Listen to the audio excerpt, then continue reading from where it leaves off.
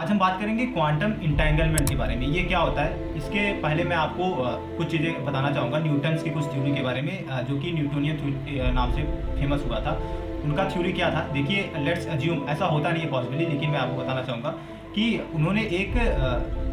Assumption लाया था कि मान लो अगर सन जो है वो अपने ऑर्बिट को छोड़ के तुरंत हट जाता है, तो जो इसकी इंफॉर्मेशन अर्थ को मिलेगी वो इंस्टेंट मिलेगी, यानी तुरंत मिलेगी कि सन अपने ऑर्बिट को छोड़ चुका है। तो ये जो डायरेक्टली है, ये आइंस्टीन के रिलेटिविटी थ्योरी को डायरेक्टली वायलेट कर रहा था कि जबकि आइंस्टीन ने अपने रिलेटिविटी थ्योरी में ये बताया था कि कोई भी इंफॉर्मेशन यूनिवर्स में लाइट की स्पीड से ही ट्रेवल करती है, उससे फास्टर नहीं कर सकती। चाहे आप इंफॉर्मेशन के ले लो, चाहे आप एनर्जी को ले लो, या कोई भी समथिंग चीज़ जो कि लाइट की स्पीड से फास्टर नहीं ट्रेवल कर सकती। इवन ग्रेविटी भी लाइट की स्पीड से ज़्यादा ट्रेवल नहीं कर सकती। तो ये डायरेक्टली वायलेट कर रहा था न्यूटोनियन थ्योरी के बाद में, लेकिन ये गलत हुआ। यानी ये पता चला कि अगर सन जो है वो अपने ऑर्बिट को छोड़ के जाता है, तो जो अर्थ को इन्फॉर्मेशन मिलेगी कि सन जो है वो अपने ऑर्बिट को छोड़ चुका है, वो 8 मिनट 20 सेकंड बाद ही मिलेगी, ना कि उसको इंस्टेंट मिलेगी। अब बात करते हैं क्वांटम इंटेंगलमेंट के बारे में। अभी आपको ये भी लग सकता है, अगर आपने क्वांटम इंटेंगलमेंट के बारे में जाना होगा, तो पहले इसको मैं आपको बता देता हूँ ये क्या होता है। जैसे मान लो कि कोई चीज़ इंटेंगल्ड है, यानी एक दूसरे से रिलेट करती है, तो क्या होगा कि अगर मान लो कि इसमें एक ब्रह्मांड की मैटर, यानी ब्रह्मांड में एक कोने में रखा मैटर दूसरे रखे मैटर्स को अगर आपस में इंटेंगल्ड है, तो उनके बीच में जो इफेक्ट होगा वो इंस्टेंट होगा, डायरेक्टली होगा, तुरंत होगा। ये इसमें नॉन लोकलिटी वाला होगा कि इसमें कोई भी टाइम नहीं लगेगा। तो ये डायरेक्टली जैसे लग रहा है कि अजम्पशन लग रहा है कि ये न्यूटन के रिलेटिविटी थ्योरी का अपोज कर रहा है, लेकिन बेसिकली ये कोई अपोज नहीं कर रहा है। मैं आपको पहले इसका एग्जांपल बताना चाहूँगा कि क्वांटम इंटेंगलमेंट ऐसी प्रक्रिया होती है जब कोई चीज़ आपस में कनेक्ट हो जाते हैं, और उससे क्या होता है कि अगर आप पहले वाले को कुछ इफेक्ट डालते हो, तो दूसरे वाला भी उसका इफेक्ट यानी उसका प्रभाव दूसरे मैटर पे पड़ेगा, चाहे वो कितने भी डिस्टेंस में हो, यानी वो ब्रह्मांड के एक कोने से दूसरे कोने में भी क्यों ना हो, वो डायरेक्टली उसका डायरेक्टली प्रभाव उस पर देखने को मिलेगा। तो इस हिसाब से देखने में यही लगता है कि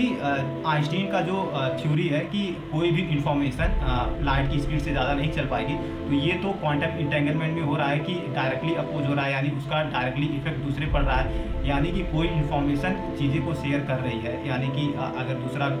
लेट्स अज्यूम, मैं आपको एक एग्जांपल बताता हूँ कि अगर मान लो कोई फोटॉन है, इलेक्ट्रॉन है या समथिंग लाइक दैट, अगर उसका स्पिन नीचे, यानी कि अगर आप स्पिन को ऊपर करते हो, तो जो ब्रह्मांड के दूसरे कोने में रहेगा उसका स्पिन डायरेक्टली नीचे हो जाएगा। तो ये काम जो है वो इंस्टेंट होगा, तुरंत होगा। अभी एक और एग्जांपल समझाता हूँ कि मान लो आपके पास एक मैजिकल कॉइन है, यानी एक जादुई सिक्का है। अगर आप यहाँ पे उछालते हो, अगर वो दो सिक्के आपस में इंटेंगल्ड हैं, तो आप अगर एक सिक्का को उछालते हो, अगर उस पर हेड आता है, तो डायरेक्टली जो दूसरा वाला सिक्का ब्रह्मांड के किसी और कोने में रहेगा उस पर टेल्स आएगा, यानी एक पे अगर पट आता है तो दूसरे पे पूंछ आएगी, समथिंग लाइक दैट। तो अभी इसमें डायरेक्ट लगता है कि ये चीज़ें इंफॉर्मेशन को कैरी इस टाइप से कर रही हैं कि ये डायरेक्टली इंस्टेंट हो रही हैं, जो कि रिलेटिविटी थ्योरी के डायरेक्टली वायलेट कर रही हैं। जैसे लेट्स अज्यूम कि अगर आप किसी चीज़ का, किसी कण का, किसी मैटर का पोलराइजेशन मापते हो, तो अगर किसी ब्रह्मांड के कोने में रखे हुए कण आपस में इंटेंगल है, तो पहले वाले का क्या होगा, अगर उसका वर्टिकल आता है पोलराइजेशन, तो दूसरे वाले का हॉरिजॉन्टल आएगा। तो ऐसा लगता है, लेकिन ये पॉसिबल नहीं है, क्योंकि इस पर आइंस्टीन ने क्वांटम इंटेंगलमेंट को बताया था spooky action of at a distance, यानी ये थ्योरम बताया था। बाद में उनके कई साथी ने इसका अपोज किया कि क्वांटम इंटेंगलमेंट जैसी घटनाएं अधूरी है, लेकिन बाद में कई साइंटिस्ट आए जिसका उन्होंने ये प्रूव दिया कि ये चीज़ें नॉन लोकल है, और ये साबित करती है कि क्वांटम इंटेंगलमेंट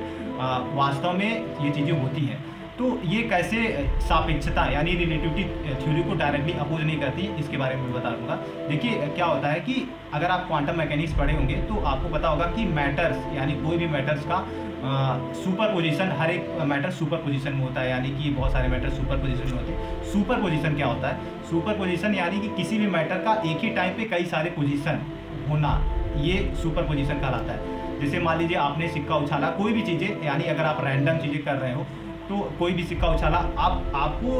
नहीं पता रहेगा कि उस पर आने वाला क्या होगा, यानी कि अब उस सिक्के को जो उछाला हुआ सिक्का है उसमें हेड भी है, टेल्स भी है, लेकिन अब जब मापते हो तो कहीं ना कहीं हेड पाओगे और कभी न कभी टेल्स पाओगे। तो इससे क्या होगा, दूसरे वाले जो सिक्का है यानी ब्रह्मांड के दूसरे वाले कोने पर रखा है, तो इससे डायरेक्टली आपको ये नहीं इन्फॉर्मेशन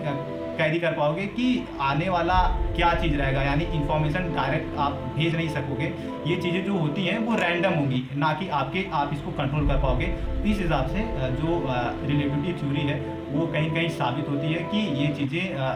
डायरेक्टली वायलेट नहीं कर रही हैं, क्योंकि ये जो इन्फॉर्मेशन है या एनर्जी है समथिंग लाइक दैट, वो